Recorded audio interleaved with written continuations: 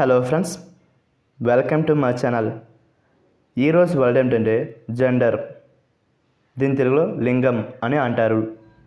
దీని definition: one of the two sexes, male and female, especially when referring to social and cultural difference rather than biological once.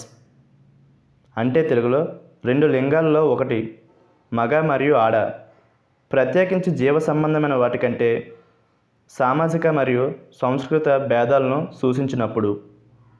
దీనికి సంబంధించిన కొన్ని example చూద్దాం.